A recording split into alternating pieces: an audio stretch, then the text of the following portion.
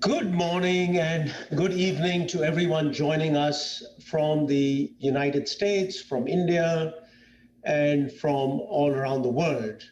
My name is Vijay Advani, and I serve as the chairman of the US India Business Council. It gives me great pleasure to welcome you to the State of the US India Business, a program much like the State of the Union in the United States, where we look at and assess the health and opportunities for the US India commercial partnership in the year ahead. It also gives us an opportunity to set a vision and goal for 2021, to think big and to share common approaches together. We know that business lacks no imagination. From the moonshot of innovating and distributing vaccines in world record time to providing essential food and medical supplies and critical services in the early days of the lockdown, US and India businesses stood up and helped out in ways that we always knew we could. And today, the US and India continue to lead on the front lines of the pandemic, producing and providing vaccines to many parts of the world. Some could say that the US India partnership has never been stronger. As we enter a new year and as we enter a new administration in the United States, there are new opportunities for us looking forward. But there will also be challenges from new variants of the virus. We've heard about the Brazilian, South African, the UK, to ensuring the last mile access of the vaccines to people in the US, India, and around the world, to ensuring that small businesses survive the hardship of the pandemic. We will need to roll up our sleeves and continue our work to innovate and to deliver. US and India business must work together to ensure our people are healthy, our economies are productive, and our global order is at peace. So to kick off the event today, I'm pleased to share this video with you that demonstrates all USIBC and its members have been doing, Nisha and her team, during this past year to make certain our economies and our people are healthy. So we'll kick off with a video and then we'll get into the program. Can we have the video, please?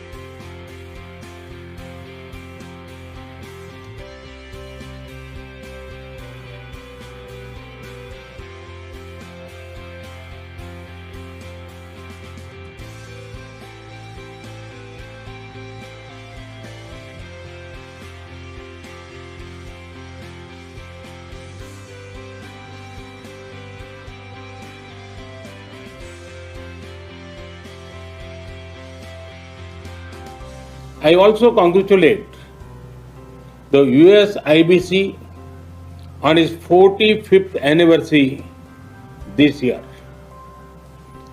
Over the past decades, the US IBC has brought Indian and American business closer.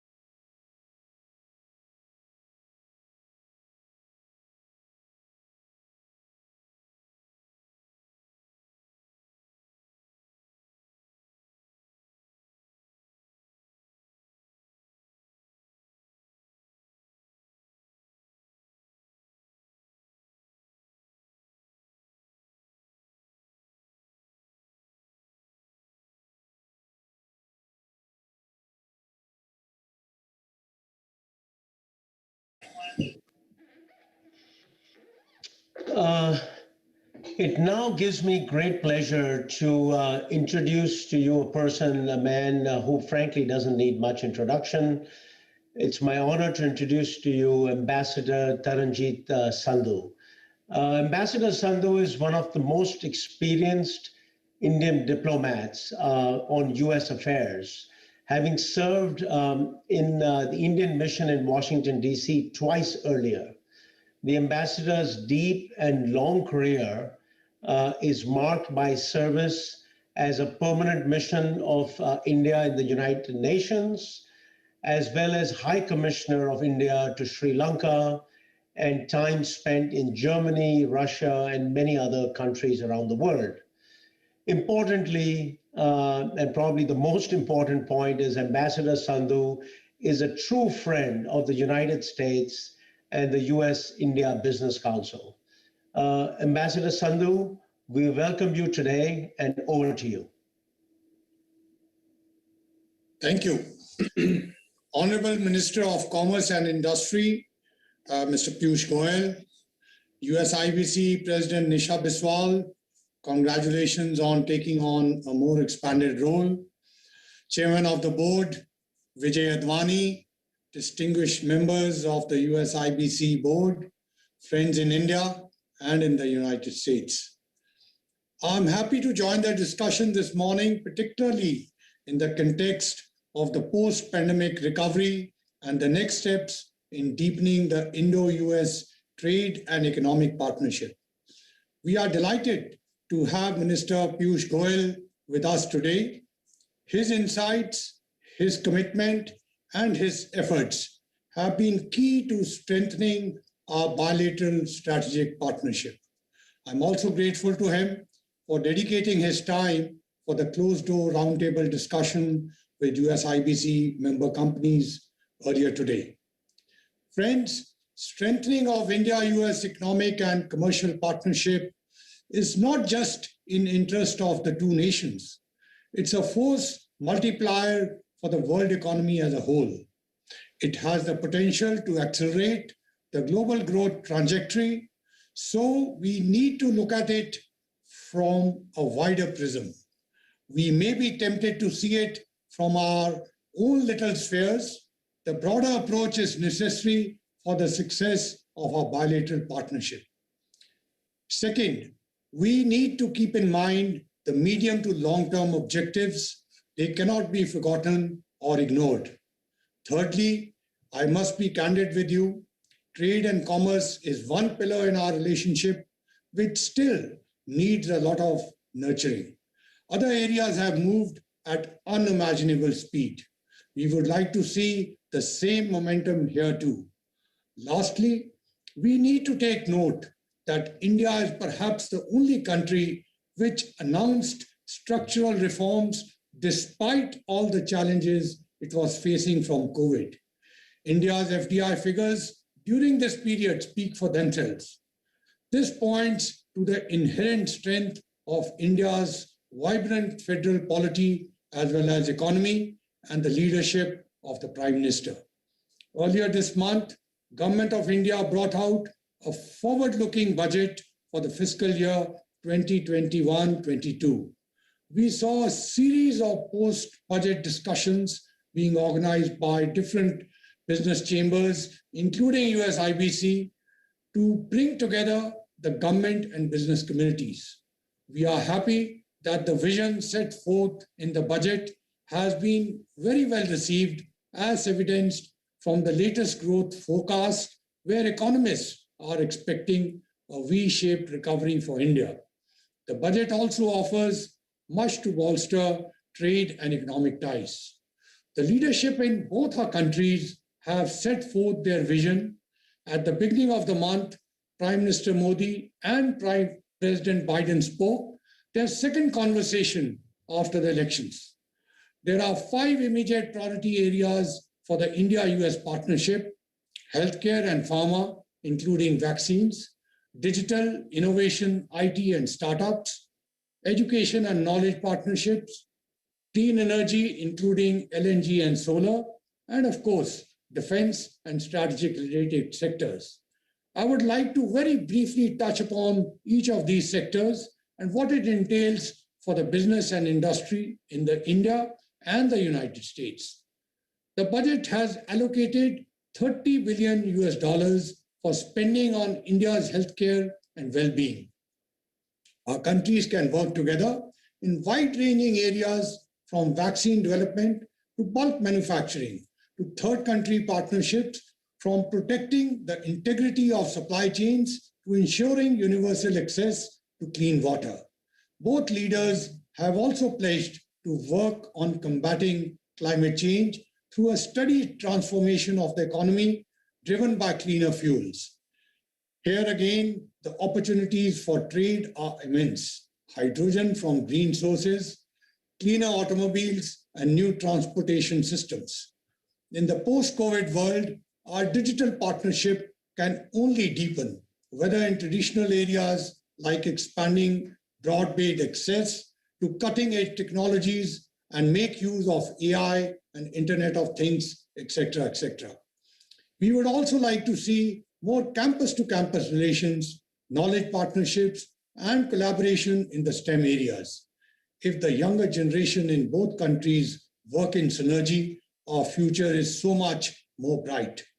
And last but not the least, our trade, including in defense and strategic areas, will protect our nations and the world from malign influences. I only mention these areas as indication of the tremendous opportunities that await companies seeking trade and investment in India. It's very much appropriate to remind here that President Biden, in an earlier role, had spoken about his target of $500 billion in trade between our two countries, an achievable goal that can drive job creation and create prosperity for both our nations. I'm certain the participants are excited to hear the minister's insights on the opportunities that await US investors and trade in India. I'm sure the discussions that will follow would be helpful for the companies in deciding their future portfolio. Let us all together craft a memorable journey ahead. Thank you. Ambassador Sandhu, thank you so much for those remarks. I wanted to, again, appreciate the effort that Ambassador has made on the U.S.-India corridor in advancing U.S.-India ties. And to your point, tomorrow, USIBC will be partnering with Sanam S4 and Nishit Desai Associates to launch the Accelerate to 500 Doing Business in India guide. So we look forward to seeing many of you there tomorrow as well. Now let me introduce to you someone who needs very little introduction on the U.S.-India corridor, and that's Virat Bhatia of Apple. Apple has made such a strong commitment to India, and Virat has been the leader that has really seen that expansion and that commitment. So Virat, over to you to conduct the program and introduction of Minister Goyal. And thank you again for your strong support of the U.S.-India corridor. Thank you, Nisha. Can you hear me? Yes. Excellent. Thank you. I had this pleasant duty tonight of introducing the Honorable Minister, which is made much easier by the fact that he needs no introduction at all. But just to capture the range of work that he has done and the outstanding capacity that we're dealing with as a minister, Mr. Goyal has responsibilities for 3 ministries. We have a critical Ministry of Commerce and Industry, which includes DPIIT, the Ministry of Railways, and more recently, the Ministry of Consumer Affairs, Food and Public Distribution. He's a member of the Upper House of the Parliament. He's the Deputy Leader of the Rajya Sabha. In the past, he's served as a Minister of Railways and Coal. He's also held the additional charge of the Ministry of Finance and Corporate Affairs twice, by my dad, between 2018 and 19. His experience includes leading ministries of power, new and renewable energy, and mines. A tireless leader, Mr. Goyal's tenure in the Indian Railways saw it achieve the best ever safety record during 2018 and 19. During the Minister of Power, he successfully led Uday, which is the most comprehensive power sector reforms ever, and Ujala, the world's largest LED bulb distribution program for any energy efficiency, which is globally recognized as a massive, massive program. For his path-breaking transformations and seminal work in the energy sector, he received the 4th annual Carnot Prize in 2018. A master of the art of communication, he's led the campaign planning for BJP on more than one occasion for the outstanding results for all of us to see both in 2014 and 19. For a party which incidentally is also the world's largest political party. Not to be left on, his scholastic record is of brilliance. He's cleared both chartered accountancy and leave with top distinctions, an investment banker in the past. I can go on, but he understands trade and commerce in ways that makes it very easy and meaningful to engage with him. You can expect frank conversation, you can expect criticism, you can also give him the bad news and he will take it exactly like a person in the ring who doesn't mind getting the bad news and giving you back exactly the way you give it to him. So we really enjoy that. The fact that he leads 3 extremely important ministries is a testimony to his skills and proven range of governance and pragmatic outlook. For all of us, the investor community, he's a relentless advocate of accelerating the Indo-US business trade ties in the corridor, and his team of some of the most efficient officers who are currently pushing a wide range of reforms and ease of doing business space, which goes over and beyond the government's work in the World Bank Annual Report and Survey. Ladies and gentlemen, it's my great privilege to present to you the man that we all look to for leading discussions with the incoming US administration on trade issues, for continuously advancing in the investment environment, and most importantly, for meticulously improving India's performance as a destination for conducting business on an everyday basis.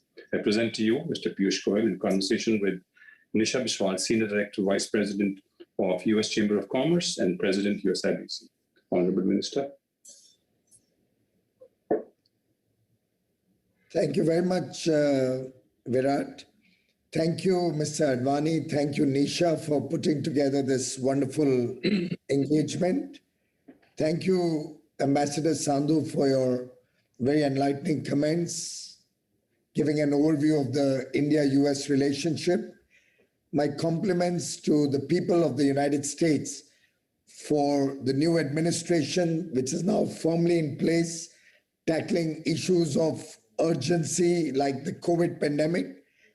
We look forward to working very closely with the new administration to strengthen our ever-expanding ties in a variety of areas. We have worked with successive Republican and Democratic administrations, particularly over the last 2 decades, and established a very strong and multifaceted relationship. It touches every part of human existence. However, as Ambassador Sandhu rightly said, we need to further our trade and economic engagement with greater degree of flexibility on both sides and with an open mind and open heart, understanding each other's imperatives, sensitivities, and I have no doubt in my mind that we shall be successful in these endeavors in the days to come. India has been reasonably successful in its fight against COVID. We are working with the US administration also, exchanging ideas, working on broad contours of greater engagement, even on the healthcare sphere. And I'm sure we'll be able to, all of us, overcome the COVID pandemic in the very near future. Trade between India and US have grown exponentially, but still leave a lot to be desired. We had set I thought, a very modest target of $500 billion, but we've had a little bit of a setback over a couple of years. I do hope both of us continue to engage with this ambitious target in our bilateral trade partnership. And towards that end, we in India have gone through a series of liberalization steps. The current budget has been well received internationally as well as in India. One specific ask of the US to increase the FDI limit in insurance has been accepted. We shall now have 74% permitted through the automatic route in insurance. Of course, I do hope we'll see some fresh capital coming in and not people just selling old stakes and upping the foreign investors' stake, because the purpose of increasing the FDI caps was really to help the insurance companies grow in India. We have also opened up the defense sector, mining sector, the capital markets, a series of reform measures, labor reform, agri reform, all of them put together, I believe will open up opportunities for American companies to grab some low-hanging fruits. I will also engage with the new USTR to try and put together a fresh package. I think the old one is now off the table.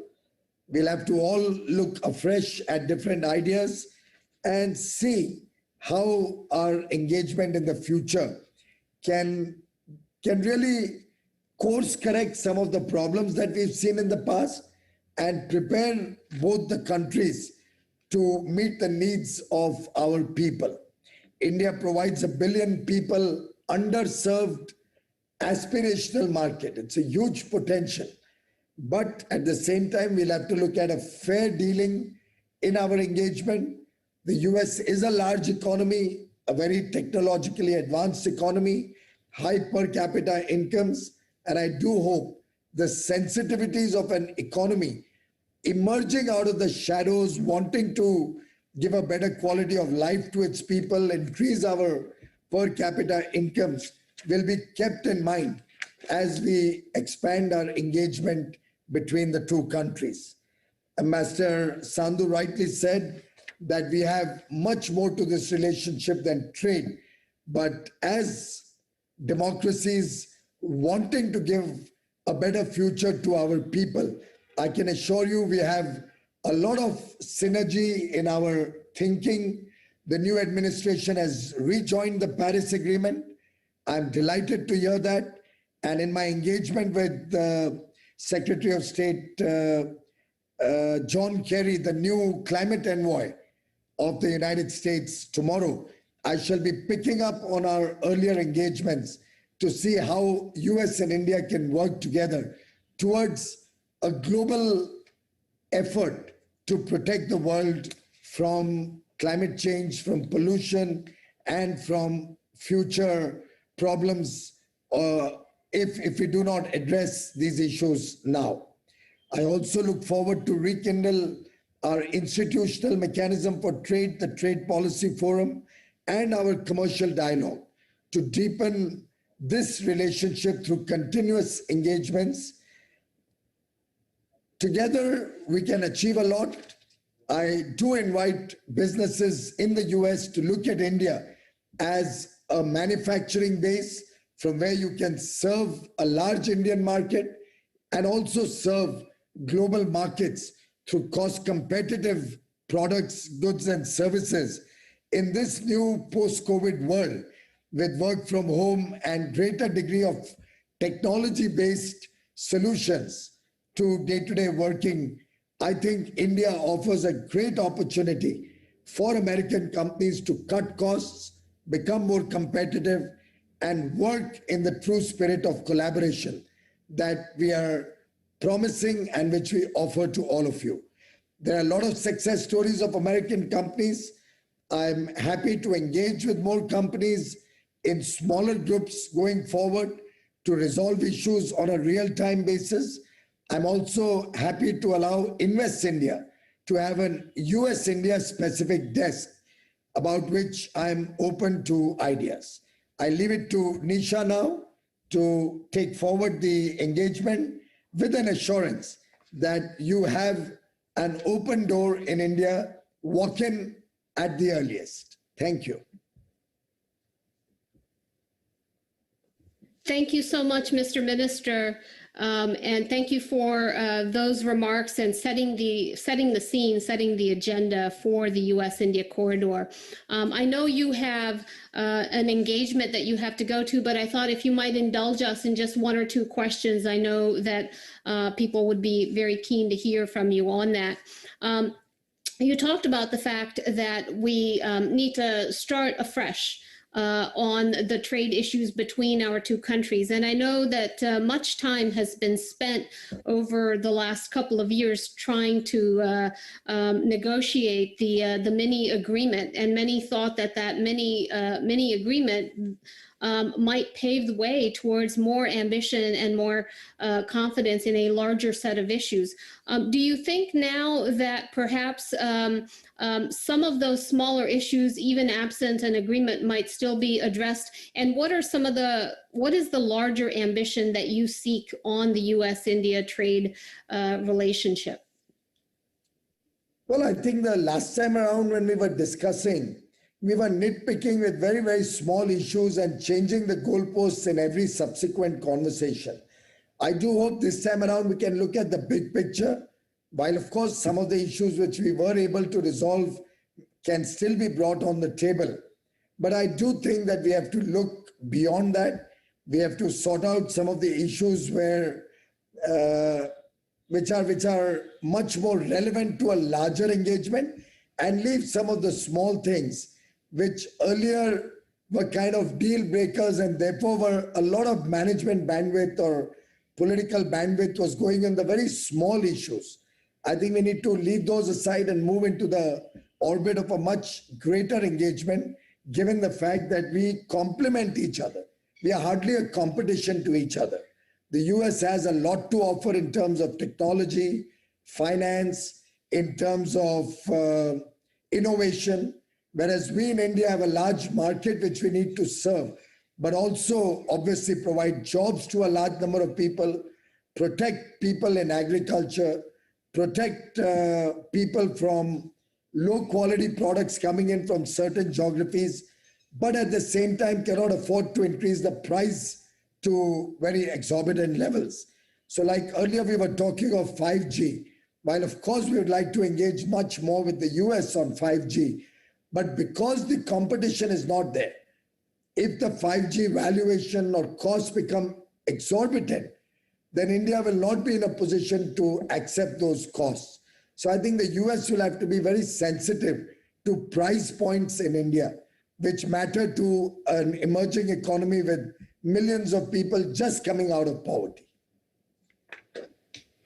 Indeed, Mr. Minister, I think there's certainly going to be a lot of attention paid to where the win-wins are on the U.S.-India corridor and how the two countries can try to maximize and create collaboration and complementarity. One area that I know is an area of growing focus is on the digital economy. We have seen through COVID the rapid scale-up and adoption of digital technology and digital commerce. What are the ways in which the U.S. and India can align and create complementarity in their approaches in growing the digital economy, particularly in the face of stiff competition coming from around the world? And how do we take forward in a way that highlights the trusted partnership and relationship between our two countries on sensitive issues of data and technology use to actually build the digital corridor between our two countries? Well, we are very keen to expand on the digital space with the US. However, we would be conscious of our responsibility to the people of India for data privacy. We are concerned about big corporations holding a lot of data of our citizens, often using them for cross businesses or across their different sectors. And the Ministry of Electronics and Information Technology has already put forth our first data privacy law, which is in public domain, which is being debated in the Parliamentary Standing Committee. Many US companies have also made presentations before that committee. But at the same time, Nisha, there are a lot of concerns about the behavior of big tech companies, including American companies. And India would like to protect its policy space. And India would like to express its concerns about some of these big tech giants not willing to adhere to the law of the land and to the social fabric that we value very much in India. So it would be important that organizations like USIBC play a responsible role in also getting large American companies to respond to India, the laws of India, And as I said, the sensitivities around our social fabric, because otherwise that could become an impediment to expanding this partnership on the digital technology front. Thank you, Mr. Minister. And as you know, one of the things that we have recommended as a way to engage on these important issues in the digital corridor is the creation and the elevation of a U.S.-India digital dialogue, where both the opportunities as well as the need to address and perhaps harmonize our approaches on privacy and governance and cybersecurity can be addressed. And we look forward to seeing how the government of India and the U.S. government take that forward. Perhaps if I can end with one final question, you've addressed the need for collaboration on climate and clean technology.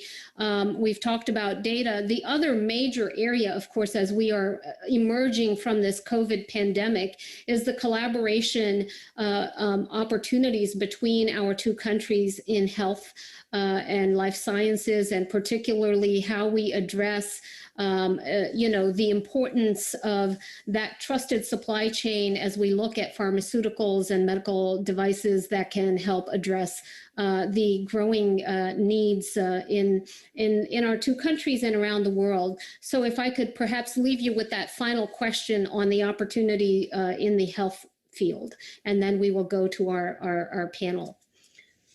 Thank you, Nisha. In fact, we have upped the budget on healthcare very significantly this time around.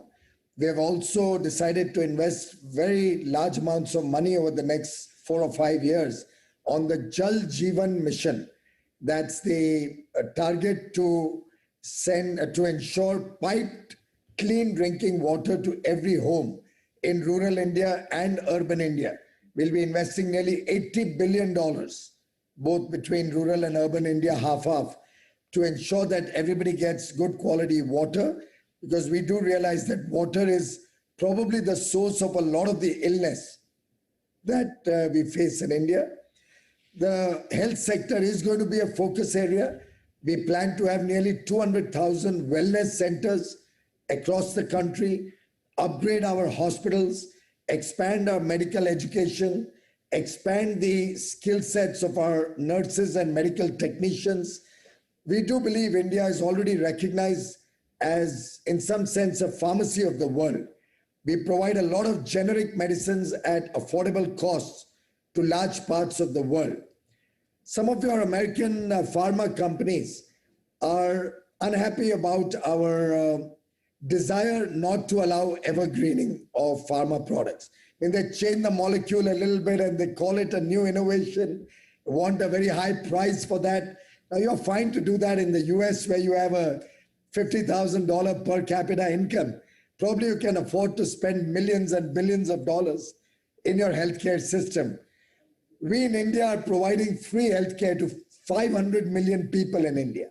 500 million people, the world's largest free healthcare program.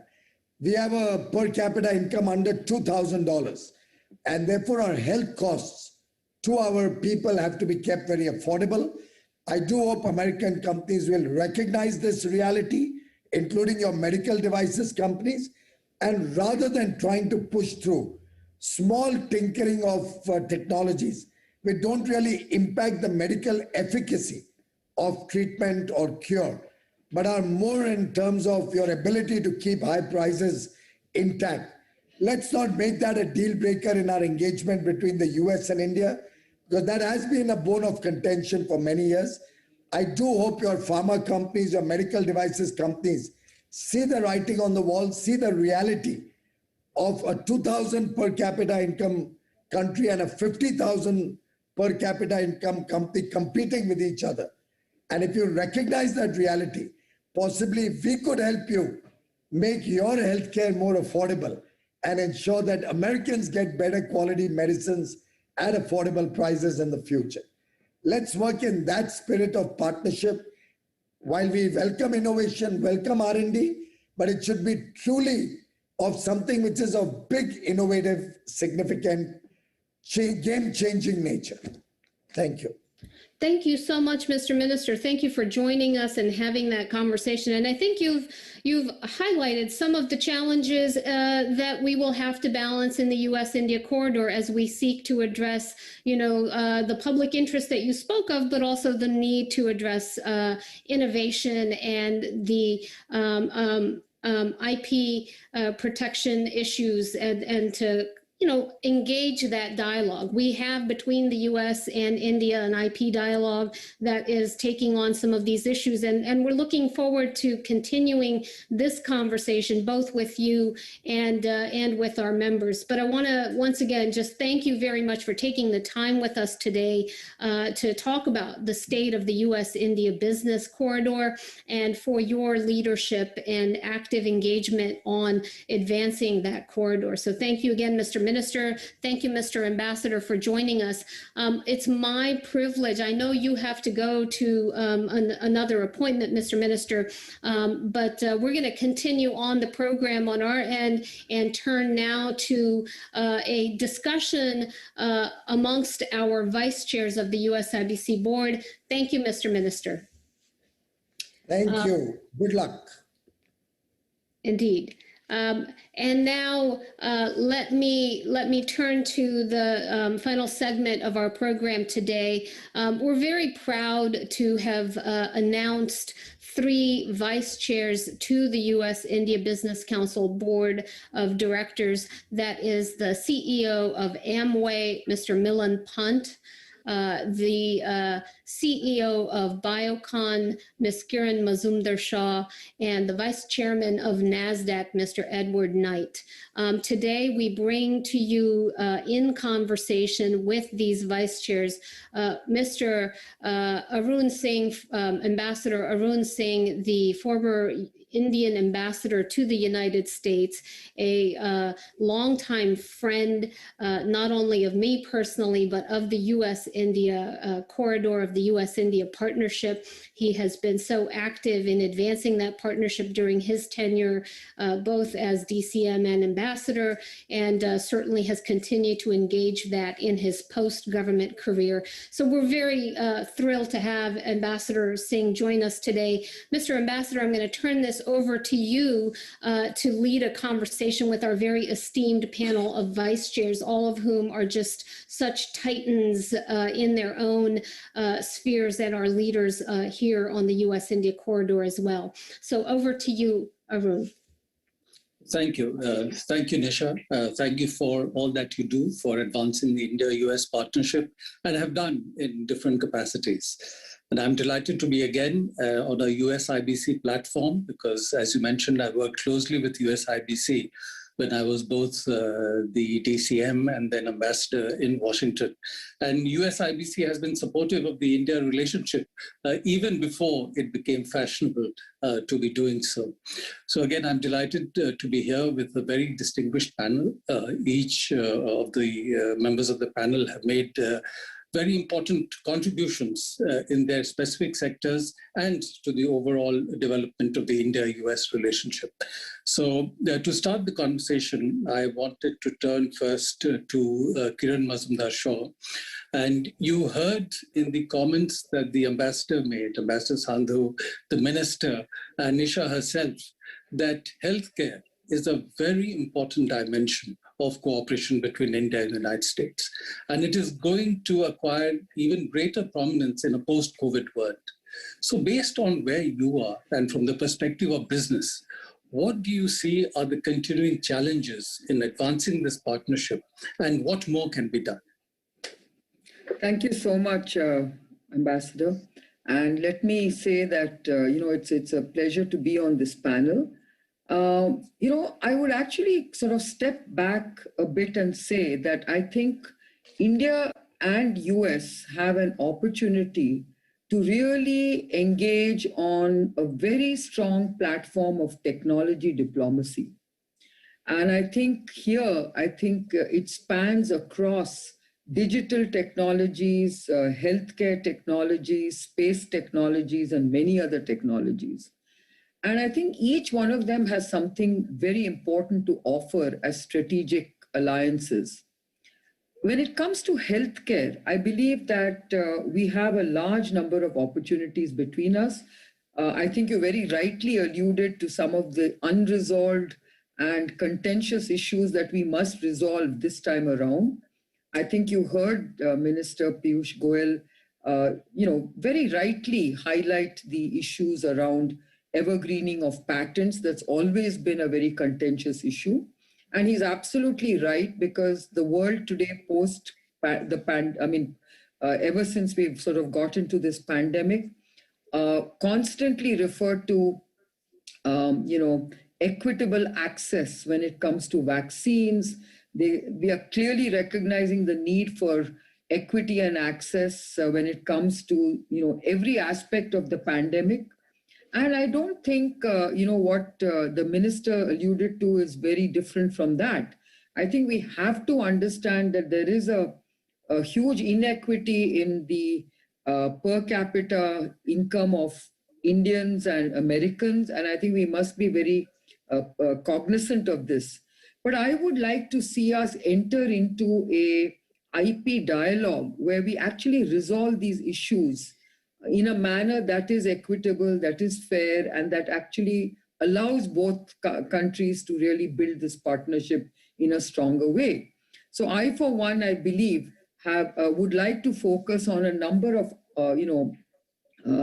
opportunities that we can actually build on, such as the voluntary license aspect of the IP, agenda, which companies like Gilead have actually very successfully rolled out in a country like India, where basically they've got over this IP issue by saying, okay, we are giving you a voluntary license, it restricts you to LMIC countries, and it allows you to develop drugs at an affordable price point.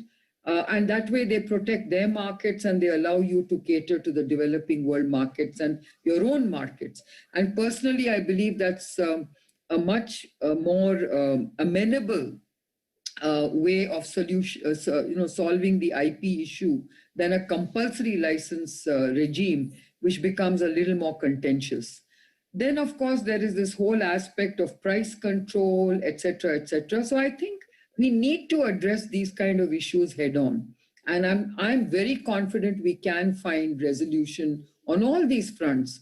And the reason I feel very confident is because I'm very keen to see research corridors. I'm very keen to see, partnerships, collaborations, manufacturing partnerships. Today we know that, for instance, India is certainly a very important part of the manufacturing supply chain, where we've clearly shown and demonstrated our strength and the impact we're making on global healthcare through our vaccine capacity, which is really one of the largest in the world. Similarly, I think our generic pharmaceutical capacity is also one of the largest in the world. And I think we don't realize and recognize the importance of the pharmaceutical and vaccine sector of India in supporting and impacting global healthcare. And I think this is a great opportunity for us to recognize these kind of contributions that respective countries are bringing to the fore. We clearly recognize the innovation power of the US. We know that there are a number of startup collaborations. And I think the startup ecosystem itself has enormous opportunities to innovate. So I think there is no dearth of opportunities to build on. And I, for one, believe we can actually resolve many of these issues and move on and build a very strong partnership between Thank you. Thank you. Thank you for many pointers, very important thoughts. So, Edward Knight, I wanted to turn to you that even as we try to grow both economies, even as we try to look at expanding the partnership, financial resources will come to play an important role. And US is dealing with its own challenge. We are seeing the debate over the stimulus, the almost $1.6 trillion stimulus that is being looked at. India is having its own issues in terms of bringing in financial resources to kickstart the economy. the markets are behaving in ways that not everybody is able to fully explain. So how do you see the health of financial markets at the moment? And how can we leverage that not only to grow both economies, but also to expand cooperation possibilities between India and the United States? Ambassador, thank you very much for your question. It's an honor to be with you. Thank you for your public service, and to my colleagues on the board. It's an honor to be with you today. I think it's appropriate that that question follow the one about health and the health industry, because you cannot have a strong economy if people are sick. And the worldwide health industry has responded to the challenge, and it's laid the foundation, hopefully, for the world to recover its health. And then, as the Biden administration is focused on, there's a capitalize many economies. I think the good news with all the bad news of the last year has been that the capital markets have remained vibrant and strong. They're based on very strong technology. That technology has held up well. NASDAQ is proud to make a contribution in that area and building technology for many of the markets around the world. And we've seen, in fact, the strongest IPO market in history in the United States. That capital raising effort will fund many jobs and new technologies going forward that we will need. The U.S. has benefited from having open capital markets that go in both directions, investment into this country and investment going out of this country. We think that is a good principle to base sustained economic growth on. We believe that even though economies in many senses have had to shut down and close access physically to their countries for health reasons, that shouldn't happen in terms of the capital markets and the flow of capital. And that, I think, is particularly true in India, where open capital markets could help fund continued growth. We're encouraged by the fact that the Indian government is making some moves in that direction with their insurance industry, perhaps with direct listing of companies from India in other countries. There's work to be done there, but I think they clearly understand the role the capital markets play and the need to create a level playing field there for foreign financial industry investment. And we're encouraged about working with them. All markets are very focused on the increased involvement of retail investors and how to make sure, frankly, they understand the risks they're taking on. That's a challenge that the U.S. has seen recently, and the interaction of social media with more retail investors. That's a problem we're going to have to solve. I think it is very solvable. But it's not just here in the U.S., but markets elsewhere are looking at that. And we heard echoes of that in the minister's comments today about social media and data. So we're encouraged.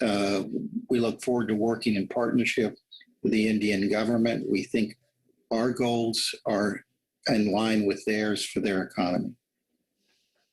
Thank you, Mr. Naik. Milinpan, one of the areas that has been tremendously impacted by COVID has been the retail sector. And the way people purchase their products, get access to things has been transformed completely. So what is the impact that you've seen in your business as a result of the pandemic? And how do you see it evolving as things ease a bit? Ambassador Arun, thanks for that question. And it's just great to be on this panel and be serving USIBC and everything we do to furthering the two nations and the two economies coming forward. Ambassador Arun, as you know, in the coming decade, India will need to create opportunities for millions of people. By most studies, that number is likely to be 150 million people and that India will need to create an opportunity for. About 60 million of them are going to be young people who come new into the workforce. Another 50 million will be women. So over 100 million women and youth who will be looking for opportunity. One of the strands of thought or strings of thought been running through this evening is about inclusion, be it inclusion on prices of solutions in medicine, be it financial inclusion, and similarly there is a need for inclusive opportunity for millions of Indians coming forward. This is in addition to traditional jobs that will come through infrastructure and manufacturing and supply chain, and those will be really important, but especially for the underserved parts of the society, women and youth. They will be looking for opportunities for micro entrepreneurship. That's a really important part of success in every society and economy across the world. It is the small businesses and the micro entrepreneurs, and that's where retail, as it's getting redefined from physical retail to digital retail to elements of social commerce, where communities that are built along with commerce is getting merged. Amway plays in that area, and our focus is as I said, women and small town youth. We talk about Nari Shakti. Some of our biggest markets, Ambassador Arun, like Korea and Thailand within Asia, are much bigger than our business in India today. And one of the reasons is because close to 80-90% of the entrepreneurs there are women. Rather, in society and economy as a whole, the percentage women in the workforce in Thailand next door to India or in Korea is more than 2 times it is in India. So this is a massive opportunity that is lying in the country, and that combined with what is being planned for healthcare and wellness, combining that with the wisdom of Charak Samhita along with the efficacy of science, putting it together in a holistic wellness is a huge opportunity for providing to millions of people across the country in the years to come, and we are delighted to play a small part in that. Thank you, Milind. Kiran, I'm reminded of one of your comments where you said that at its core, entrepreneurship is about solving problems. The greatest opportunities arise at the toughest times. So obviously we are all living through tough times. And how do you assess the ecosystem for entrepreneurship, innovation in India, including, of course, in the healthcare space?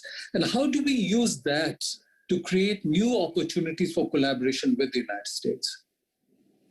That's a very good question, Ambassador Arun. What I'd like to start by saying is that, look, I think we have seen a huge explosion of innovative entrepreneurial ideas coming to the fore because of the pandemic. Whether it is developing new diagnostics, whether it is about investing in new vaccines. As you know, Indian companies, apart from being, big contract manufacturers, have also developed novel vaccines. So that also has happened because of the pandemic.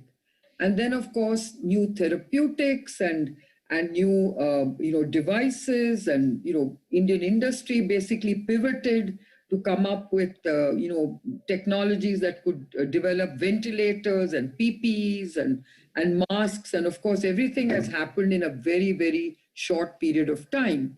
But I think what gives me a lot of confidence about, young startups in India is that there are so many opportunities today to innovate in because of the humongous challenges that we face. For instance, this digital world, the virtual world itself has thrown up large numbers of opportunities.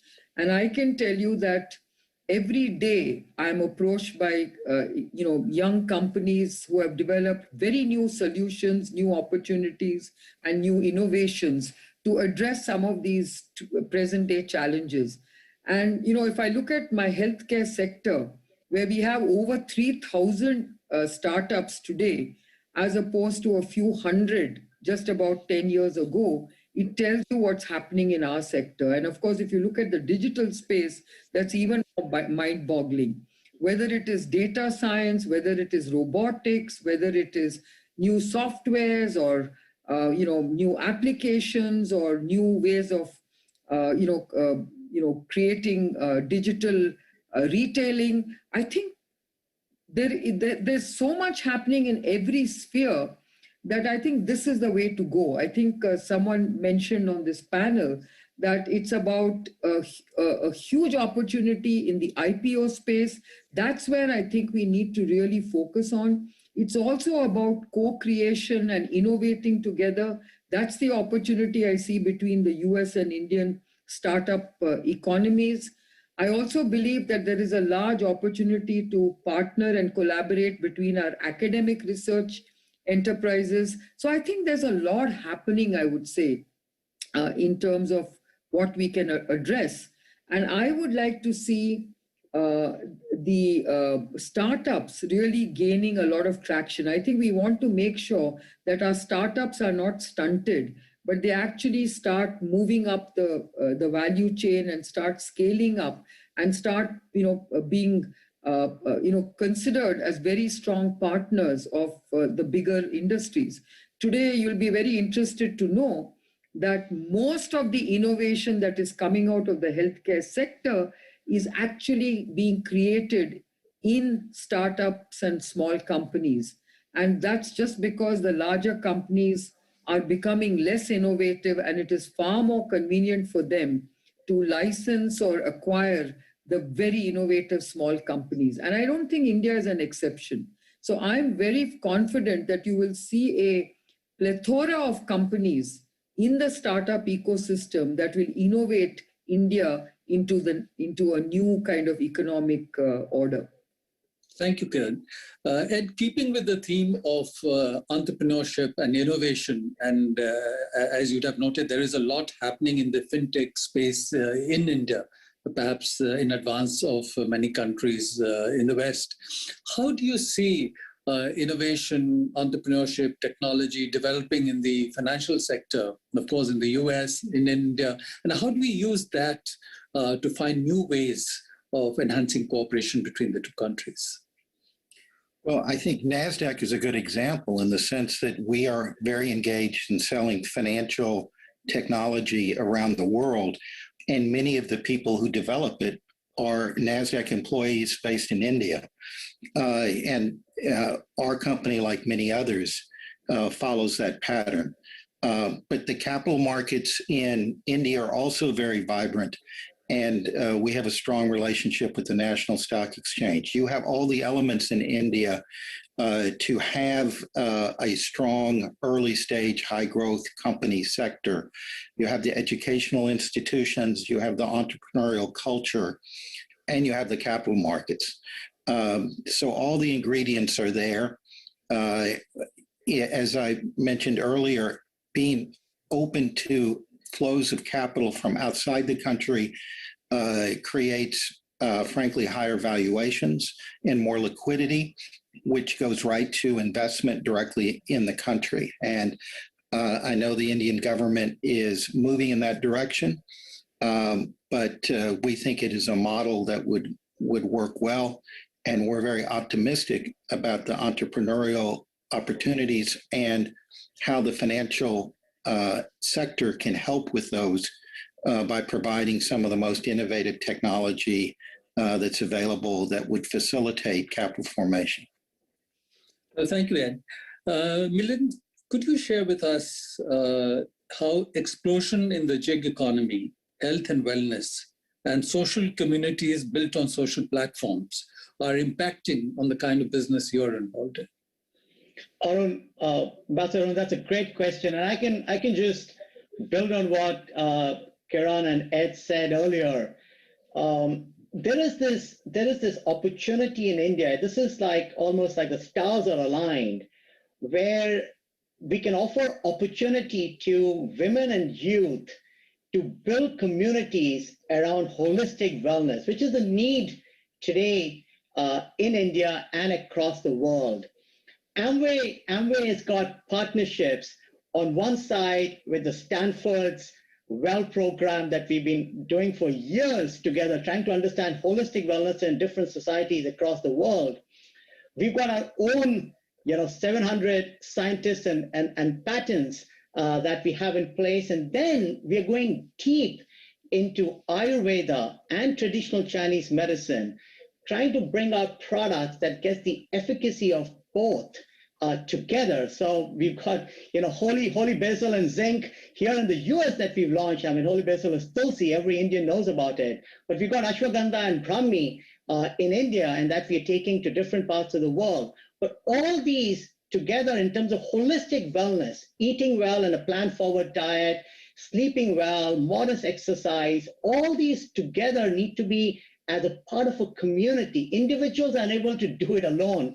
And that's where our micro-entrepreneurs, our distributors, especially women and youth, can do this in communities around their neighborhood, around their families, around their friends, and get this virtuous cycle of wellness that combines the historical goodness in Indian culture, along with science and efficacy, together in a digital platform where you only need a phone, a passion, and a positive attitude to be an entrepreneur, and the rest we will help everything else with.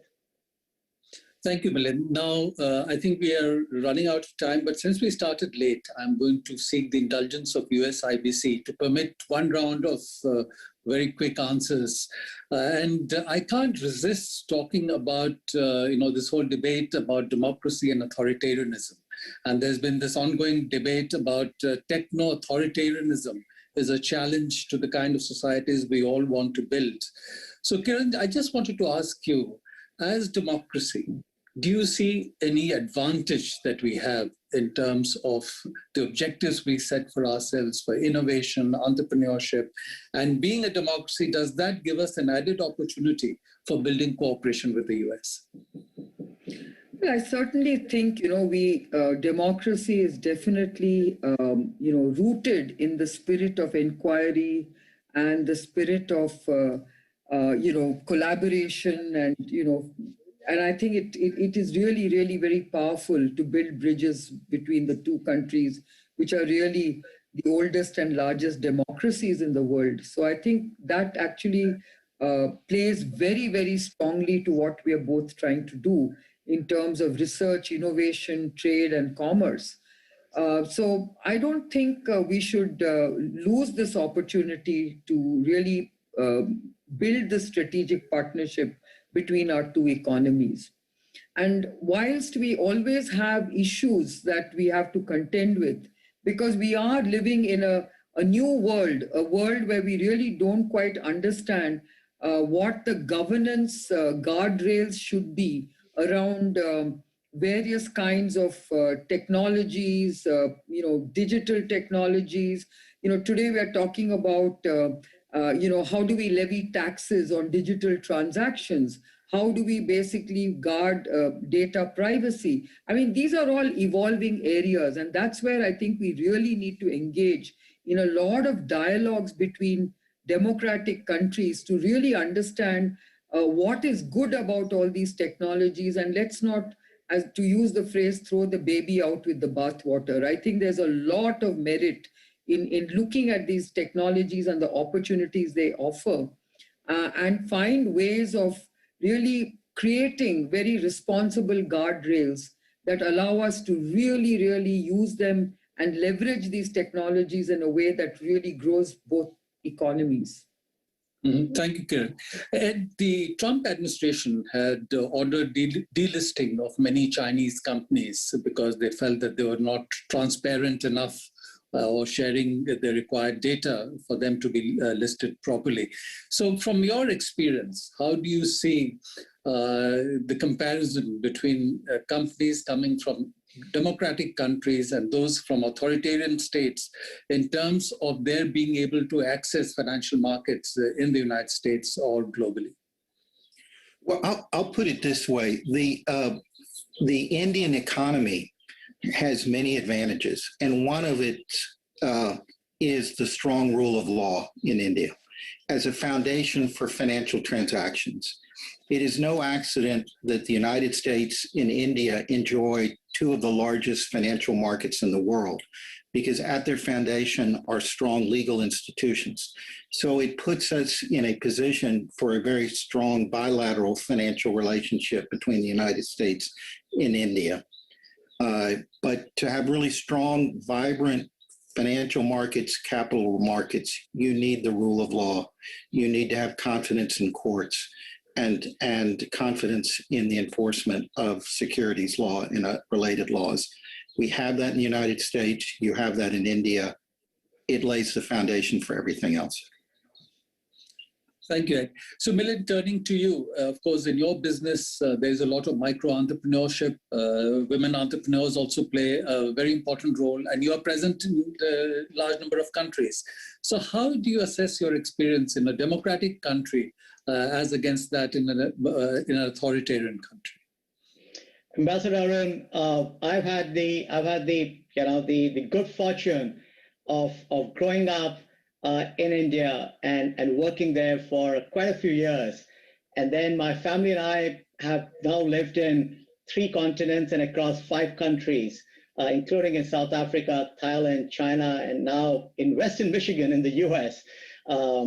We believe today that the opportunity and the desires of people across the world are very similar.